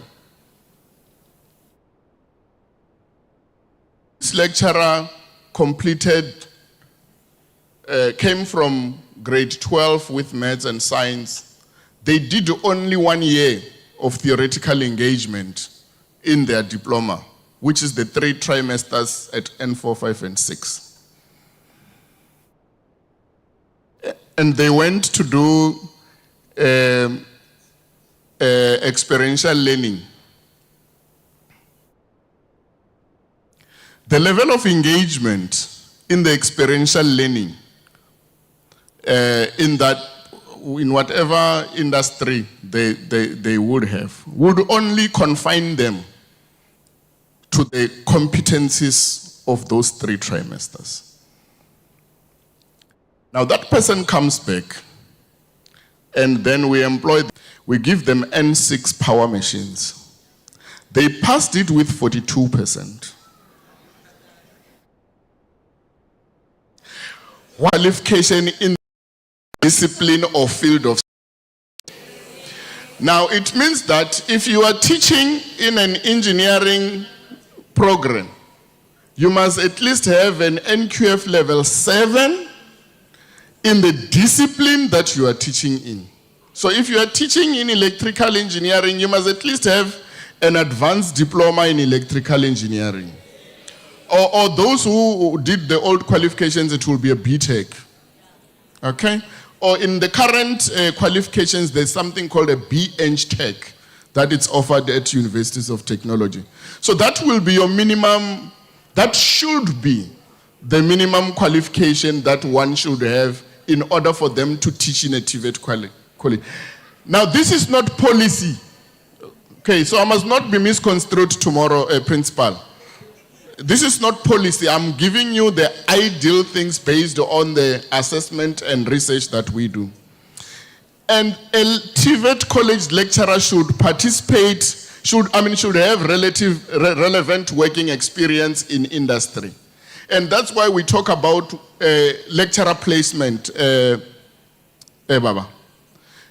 The lecturer placement programs are a transitional arrangement in future, because we will be attracting lecturers who already have working experience coming from their discipline qualification. We won't have to do industry placement. So industry placement, it's a transitional arrangement, because we find ourselves in the system with lecturers whom we must upskill and reskill, and as part of that process, lecturer placement then happens. But in future, when we start attracting ideal type of lecturers, we will then be attracting people who already have industry experience through their discipline qualifications. So a TVET lecturer should participate in continuous professional development. Now, if you are an educator, a facilitator, a trainer, a lecturer, and you are not a member of any professional body, the field of study that you teach, then it means that you are not doing justice to the students that you teach, because all the developments that are happening within the field, you are not getting exposed to them because you are not engaging in continuous professional development. And you know the burden for us as the educators or as lecturers. I also take myself as a lecturer because I'm professionally an educator and in the engineering field. So the burden for us is more. It's not only continuous professional development in the field areas, but it's also continuous professional development in the teaching and learning space. The curriculum development skills, the material development and all of that. So the burden for us is more because we chose to be in this space. So this is also some of the things that we must consider. I think this will be my last slide, Chairperson. I see I'm getting that spirit of Mr. Pule. Only occupational I could pick up on the system are offered at Elangeni with only 203 students. It must change. This picture must change in the next 5 years, 10 years. These are not processes that you must plan for tomorrow, for just 1 year and so on. Must have a long-term vision principle where you know that this is what we will achieve in the next 5 years, this is what you will achieve in the 10 years, and this is how Elangeni will look in the next 20, 30 years. Remember, we don't plan only for the time when we are here. We plan for the vision of the institution. And that vision is not restricted to our existence within the TVET College. It's a vision and objectives that must live within institutions, whether we are here or we are not here. Okay? I will close, Chairperson, by just indicating that that Chinese adage about the winds of change, we will have to decide whether we will be the people who are building the walls or we are the people who are building the windmills. And I will be the latter. Thank you.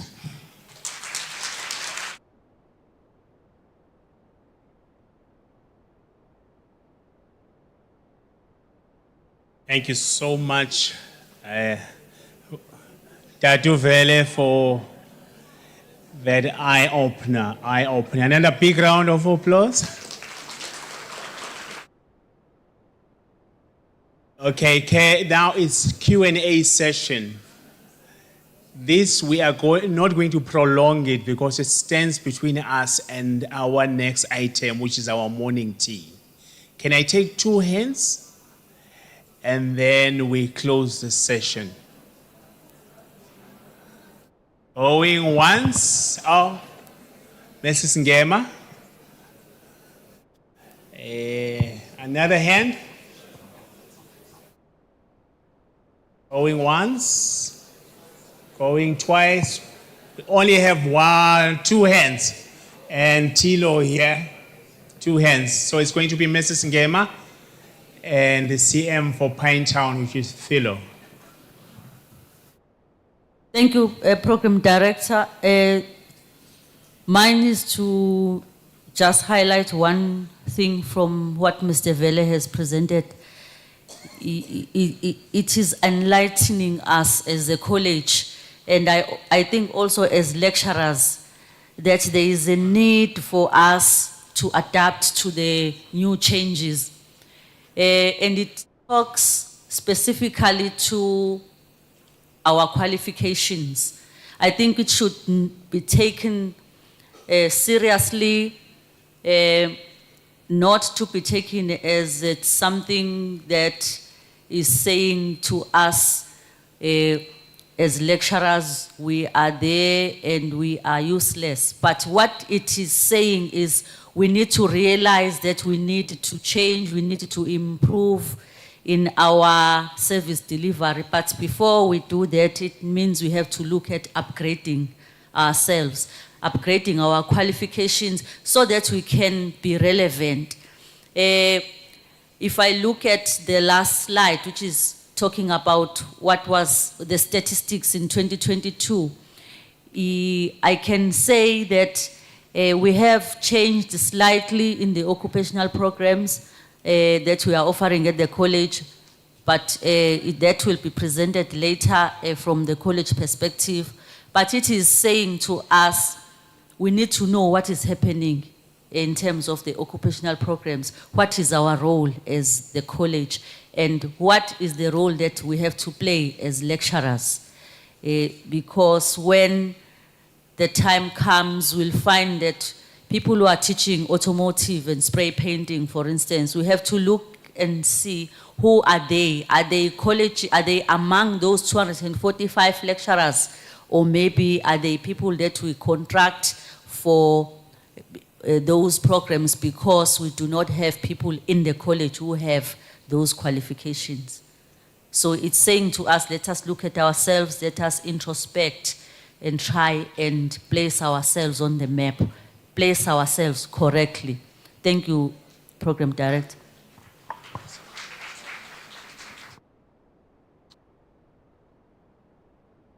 Hello.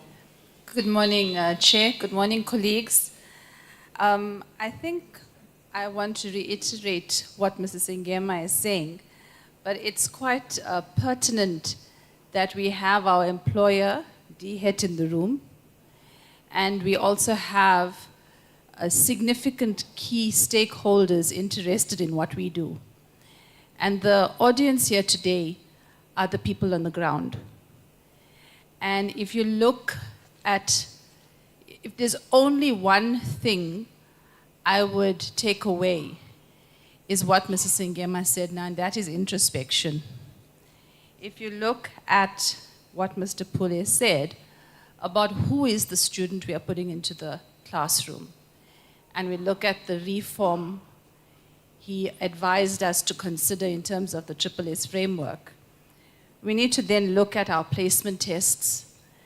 As he suggested, add on a medical assessment. And once you sit with the task team and expand on this, you'd probably come out with a whole policy directive to guide who that student would be. Boss once told us, is, are we teaching in the classroom for the last 10 years the way we started teaching in year 1? And I think if you look at everything here, it's encouraging us to see who we are in this landscape of change and realize that the only constant is this change. So thank you very much to these two speakers for this enlightenment. It's stuff we know, but we don't engage it enough to make it surface. And I think that's what I wanted to point out. Thank you. Thank you so much, Philo. May I take this opportunity to welcome the principal to hand over the gift to Otatu Vele. Siyabonga kakhulu.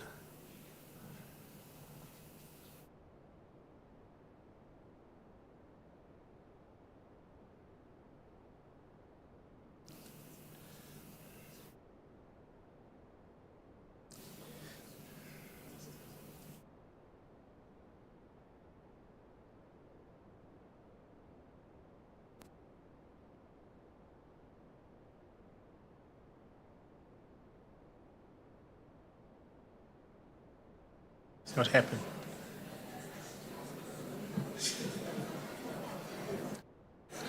Thank you so much. And now it's time for us to break for our morning tea. We're going to give you 20 minutes. But before we even break, kunesihlalo la ezu, I think there are 13 unoccupied chairs here. If when you come back, those who are standing at the back, please, if you can move up front, sizohlala khona. If we can come back and go 12:25. Thank you so much.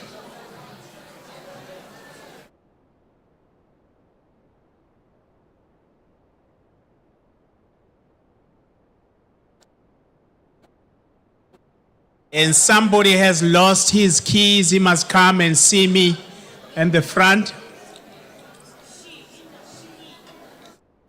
It may be a she or a he.